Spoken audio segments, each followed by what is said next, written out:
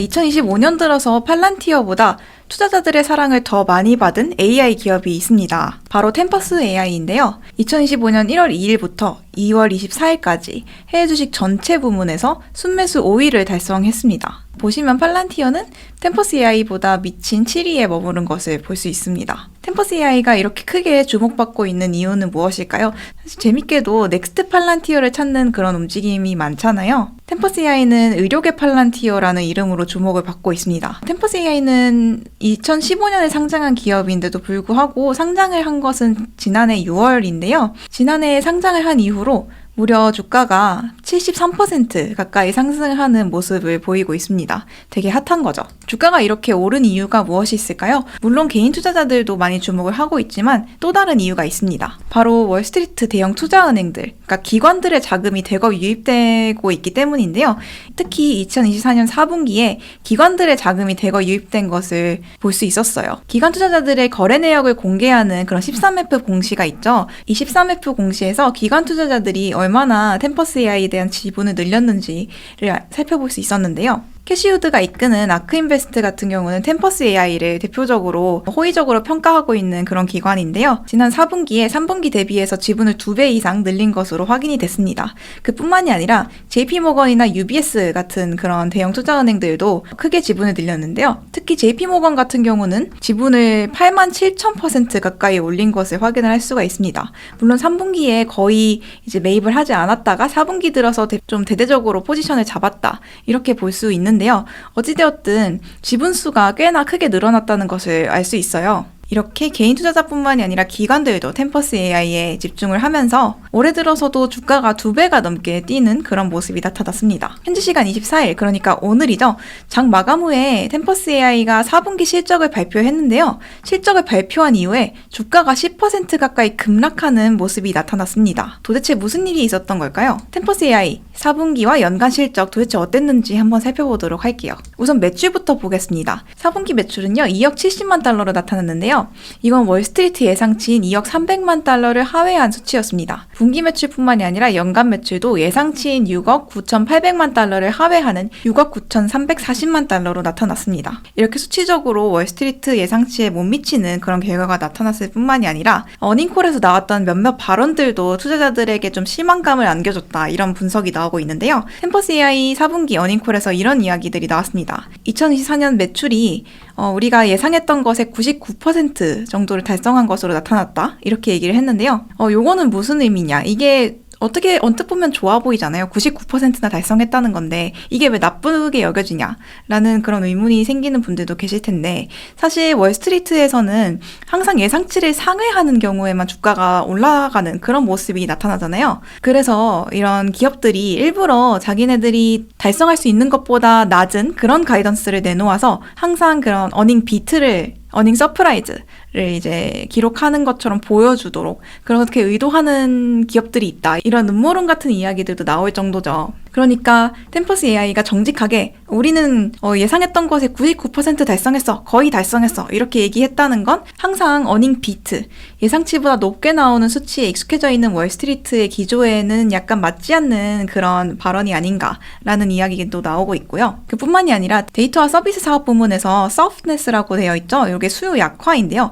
수요가 약화되는 모습이 발견됐다라고 언급을 한 점이 또 우려 요인으로 꼽혔습니다. 그래도 긍정적인 소식도 있습니다. 4분기 EPS, 사실은 이제 순손실을 기록하고 있기 때문에 EPS라고 하기는 좀 어렵지만 어찌되었든 주당 순손실 같은 경우에 월스트리트 예상치가 0.16달러 손실을 볼 것으로 예상이 됐었는데 그것보다 훨씬 적은 0.08달러로 나타나면서 예상치를 상회하는 그런 모습을 보여줬어요. 매출 성장세는 기대에 미치지 못했지만 수익성은 기대보다 더 높게 나타난 거라고 보시면 되겠습니다. 그럼 우리는 또 이런 질문을 던져봐야겠죠. 템퍼스 AI의 매출이 월스트리트 예상치를 하회한 것으로 나타났고 그에 따라서 주가도 10% 가까이 급락했는데 이것이 과연 장기적으로 사업을 영위하기에 어려움을 주는 그런 요소가 발견됐다는 신호일까? 그러니까 장기적으로 사업에 어려움이 있다는 신호가 발견됐다고 봐야 하느냐라는 거겠죠. 근데 이걸 살펴보기 전에 일단 템퍼스 AI가 도대체 무슨 기업인지, 무엇을 하는 기업인지를 한번 좀 가볍게 짚어볼게요. 템퍼스 AI가 의료 데이터 AI를 다루는 기업이라는 건 다들 아실 겁니다. 그런데 정확하게 어떤 의학 분야에서 어떤 사업을 하는지는 그것까지는 잘 알려져 있지 않은 것 같아요. 템퍼스 AI는 Precision Medicine, 그러니까 정밀의학이라고 우리말로 하는데요. 이 분야에서 AI를 활용할 수 있도록 돕는 그런 기업이라고 할 수 있어요. 그러니까 정밀의학이라는 게 뭐냐면요. 의료 데이터, 다양한 데이터를 기반으로 해서 환자 개개인의 특성에 맞는 질환을 예측을 하고 예방을 하고 진단을 하고 또 그에 따른 맞춤 치료법을 제공하는 그런 의학을 얘기를 합니다. 이렇게 보시면 쉽습니다. 일반적으로 우리가 뭔가 감기에 걸리거나 뭐 다래끼가 나거나 그래서 우리나라 같은 경우에는 주치의를 가지고 있는 경우가 많지 않잖아요. 그래서 일반적으로 외래 진료를 보게 되는데요. 이런 외래 진료를 보러 가면 뭐 물론 자주 가는 병원이 있는 경우도 있긴 하겠지만 어찌됐든 그렇다고 하더라도 가벼운 질환 같은 경우에는 환자 개개인의 막 몸 상태를 엄청나게 따져서 그거에 맞춤화된 그런 치료법을 제공한다기보다는 일반적으로 뭐 감기일 때는 이런 약을 처방한다. 이런 식으로 이렇게 좀 레시피라고 해야 될까요? 그런 방법론이 정해져 있는 그런 의학이 이제 제너럴 메디슨이라고 하는데요. 정밀의학은 그와 반대되는 개념입니다. 개개인 환자에게 맞춰서 뭔가 질병을 치료하는 그런 방법을 연구하는 게 정밀의학이라고 보시면 되는데요. 이 정밀의학에도 여러 가지 분야가 있을 겁니다. 그 중에서도 템퍼스 AI가 주로 사업을 지금 영위하고 있는 분야가 따로 있는데요. 우선 온콜로지라는 게 있습니다. 종양학이라고 하는데요. 주로 암과 관련된 그런 것을 온콜로지라고 보고 있습니다. 여기서 시작을 했어요. 템퍼스 AI가 원래는 그 창업자의 와이프가 암에 걸려서 요거를 좀 치료하는 과정에서 생겼던 그런 의문들, 어려움들을 해결하기 위해서 만든 기업이라고 알려져 있죠. 그래서 이 온콜로지 분야에서 먼저 시작을 했고요. 그리고 그 뒤로 이제 Neuropsychiatry, 신경정신과, Radiology, 영상의학, 요거는 진단의학이라고 보시면 되고요. 그리고 이제 순환기내과, Cardiology까지 확장을 해나가는 그런 모습을 보이고 있습니다. 뭐 이것도 중요하지만요. 더 중요한 건 템퍼스 AI가 사업을 어떻게 영위하고 있는가, 그 구조가 더 중요하겠죠. 템퍼스 AI의 사업부는 딱 두 가지로 나뉘어져 있습니다. 지노믹스와 데이터 서비스 이렇게 나뉘어져 있는데요. 지노믹스 같은 경우에는 각종 진단 테스트를 제공한다 이렇게 제가 정리를 해놨는데 요거는 무슨 의미냐면요. 유전자 정보 같은 거를 테스트를 할 수 있는 그런 기술들을 갖고 있는 랩실을 템퍼스 AI가 보유하고 있어요. 그런 랩실을 활용해서 테스트들을 진행을 하고 유전자를 테스트하는 그런 서비스들, 진단 테스트들을 지금 제공을 하는 게 지노믹스라고 보시면 되겠고요. 그리고 다음으로 데이터와 서비스, 요거는 요 지노믹스 부문에서 추출한 데이터가 있을 텐데요. 그거에 더해서 템퍼스 AI와 제휴를 맺고 있는 의료기관들이 있습니다. 이 제휴 의료기관들에서 받은 데이터들을 익명화시켜서 다른 기관들에게 라이선스를 주고 이 데이터들을 사용할 수 있도록 연구나 개발에 사용할 수 있도록 그런 권한을 파는 거예요. 그런 게 이제 데이터와 서비스 사업의 주 분야라고 할 수 있고 주 사업이라고 할 수 있고 그리고 다음으로 우리가 가장 주목하는 이 템퍼스 AI에서 우리가 가장 기대하는 그런 사업이 바로 AI를 활용해서 뭔가 질병을 진단을 하고 예측을 하고 개개인에게 맞춤화된 그런 진단 기술 이런 것들을 제공하는 서비스를 판매하는 이런 게 이제 우리가 투자자로서 기대하는 그런 템퍼스 AI의 미래 산업 수익원이라고 할 수 있을 텐데요. 요거는 요 데이터와 서비스 사업부 안에 들어가 있습니다. 그런데 우리가 이 AI 매출이 정확히 얼마나 되는지는 알 수가 없어요. 아직은 AI를 활용한 그런 매출이 크게 잡히지 않기 때문인데요. 재무제표를 보면 템퍼스 AI는 이렇게 이야기를 했습니다. AI를 활용한 그런 매출은 아직은 유의미하지 않기 때문에 데이터와 서비스 항목 아래에서 인식을 하고 있다. 이렇게 밝혔어요. 그렇기 때문에 우리는 대략적으로 이 데이터와 서비스 부문이 얼마나 성장을 하고 있는지 템퍼스 AI가 이제 실적을 발표하면서 어떤 식으로 AI 기술이 발전해 나가고 있습니다. 이렇게 발언을 하는 것들, 이런 것들을 종합해서 좀 아직은 생각을 해볼 수밖에 없다라는 이야기가 되겠습니다. 그럼 이 사업부별로도 매출을 한번 살펴볼게요. 이 지노믹스 같은 경우는요. 전년 동기에서 매출이 30% 조금 넘게 뛰었습니다. 매출 총이익률도 45.4%에서 48.4%로 3%포인트 정도 높아진 것을 볼 수 있어요. 다만 이게 연간 기준으로 보면은 요 매출 총이익률이 낮아지는 걸 볼 수 있는데요. 요거는 이후 설명을 드릴 요 주식 기반 보상 때문에 나타나는 단기적인 현상입니다. 그러니까 장기적으로 영향을 미치진 않는다. 요거를 뒤에서 설명을 드릴 거예요. 그리고 데이터와 서비스 부문도 한번 볼게요. 데이터와 서비스 부문은 매출이 전년 동기 대비해서 44% 넘게 성장을 했습니다.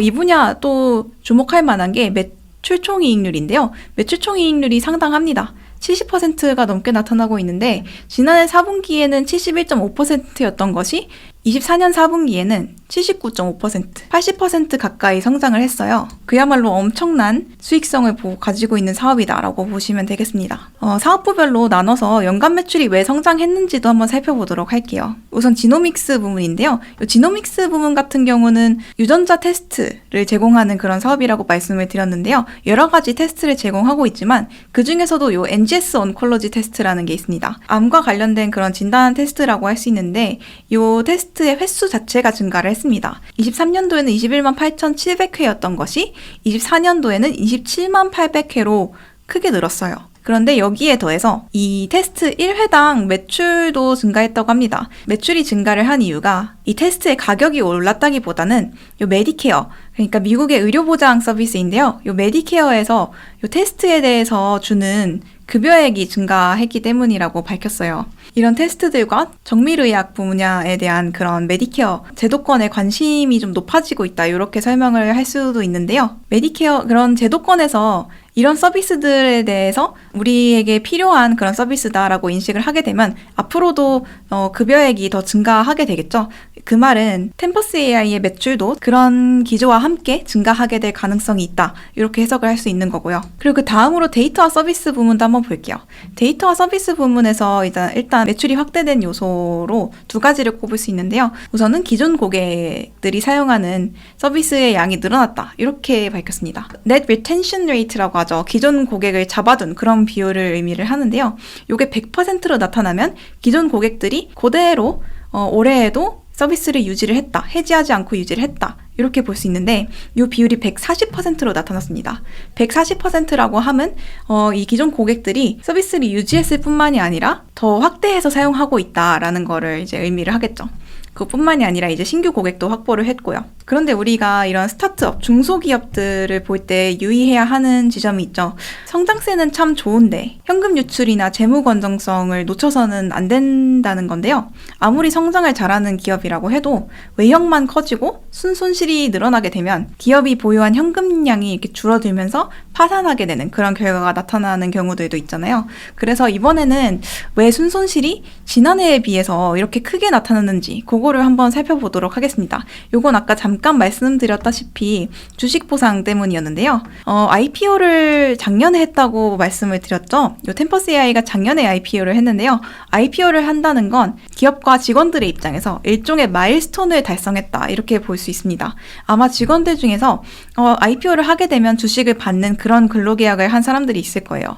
이런 사람들이 이제 템퍼스 AI가 상장을 하면서 주식 보상을 받게 된 거고요. 그와 관련된 비용으로 5억 3,400만 달러 정도가 장부상 지출로 잡혔습니다. 그런데 이게 장부상 지출이지 실질적으로 현금이 빠져나간 건 아니죠. 그래서 요거를 빼면 요 조정 에비타 같은 경우는 지난해에 비해서 손실폭이 오히려 적어졌다.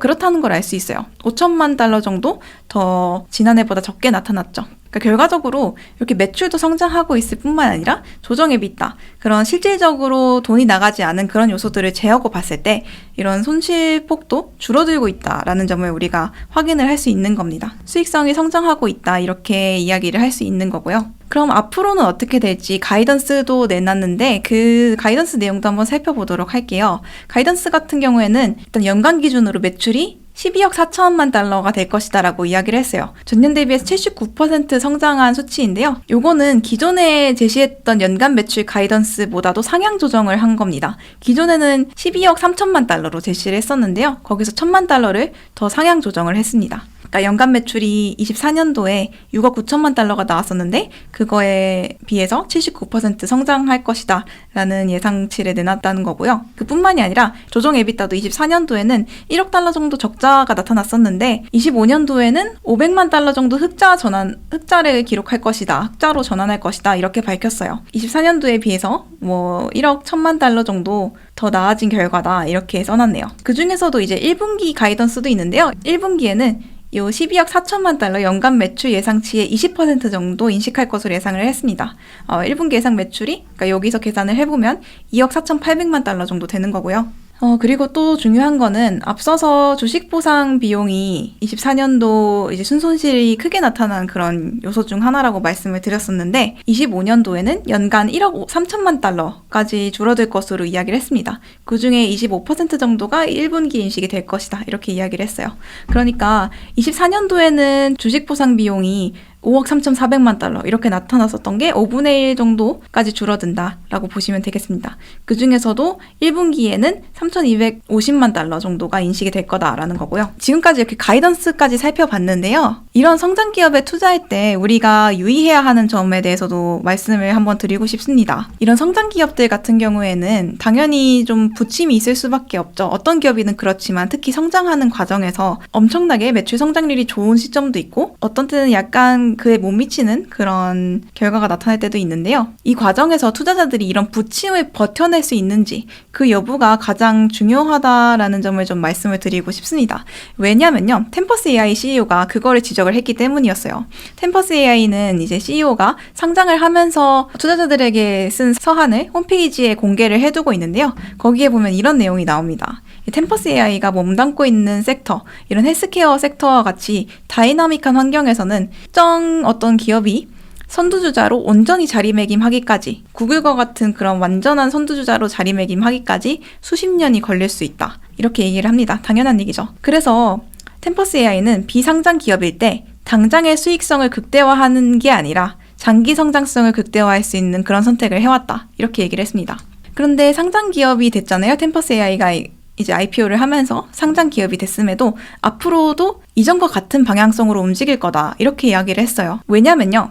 눈앞의 실적에 매몰된 채 사업을 운영하면 단기적으로는 이득을 볼 수 있지만 장기적으로는 이 기업이 성공을 거두지 못하는 결과로 이어질 가능성이 높다. 그리고 우리는 이렇게 불 보듯이 실패할 게 뻔한 선택을 하진 않을 것이다. 이렇게 얘기를 했어요. 이게 무슨 이야기냐면요. 그러니까 요즘 뭐 맥도날드가 맛이 없다. 이런 얘기들이 몇 년 전부터 나오고 있는데 맛이 없어진 이유가 뭘까요? 그러니까 단기적으로 실적을 높이려고 영업이익과 순이익을 높이려고 비용을 좀 많이 절감을 했기 때문이겠죠. 근데 이 비용 절감이라는 게 소비자들 입장에서는 물건의 질이 좀 떨어지는 그런 결과로 이어지는 경우가 많습니다. 단기적으로는 수익성이 좋아지는 것처럼 보이겠죠. 실적에서 수치적으로는 매우 좋은 그런 결과가 나타나지만 장기적으로는 소비자들이 외면하게 되면서 브랜드 가치가 훼손되는 그런 결과가 나타나게 되겠죠. 그럼 결국은 앞으로 미래의 실적이 나빠지는 그러면서 쇠락의 길을 걷게 되는 그런 결과로 이어지게 될 겁니다. 템퍼스 AI는 그런 선택은 하지 않을 것이다. 이런 다짐을 밝힌 거예요. 지금까지 템퍼스 AI 실적을 한번 점검을 해봤는데요. 정리를 해보도록 하겠습니다. 우선 첫 번째, 당장 실적에는 큰 문제가 있는 것은 아닙니다. 그러니까 애널리스트들의 전망치에 미치지 못했을 뿐이지 당장 성장세가 크게 나빠지고 그런 큰 문제가 생긴 건 아니에요. 그런데 이제 그럼에도 주가가 떨어진 이유는 그러니까 단기적으로 주가가 굉장히 많이 올랐죠. 그뿐만이 아니라 지금 전반적으로 빅테크들 뿐만이 아니라 이 분야 대장주라고 할 수 있는 팔란티어도 크게 조정을 받고 있는 상황이죠. 그렇기 때문에 좀 차익 실현 그런 물량이 나왔기 때문에 나타난 조정이다. 이렇게 볼 수 있는 거고요. 그리고 또 마지막으로는 이 직전에 살펴봤다시피 템퍼스 AI가 아직은 주도주가 아니라는 그런 상황을 유의를 해야 한다라는 점을 좀 생각을 하시면 좋겠습니다. 아직은 템퍼스 AI가 앞서 살펴봤다시피 완전한 주도주가 아닌 상황이다. 그러니까 앞으로 부침이 있을 수 있다. 투자자로서 이 기업의 주식을 장기적으로 들고 나갈 생각이라면 좀 부침이 있을 수 있다라는 점을 좀 유의를 하는 게 좋겠다라는 점을 좀 말씀을 드리고 싶었습니다. 네, 이렇게 최근에 굉장히 많은 사랑을 받은 템퍼스 AI 4분기 실적을 한번 살펴봤는데요. 앞으로도 템퍼스 AI와 관련된 소식이 있으면 머니네버슬립에서 빠르게 커버해 보도록 하겠습니다. 머니네버슬립 뉴스레터와 네이버 프리미엄 콘텐츠 지금 바로 구독해보세요.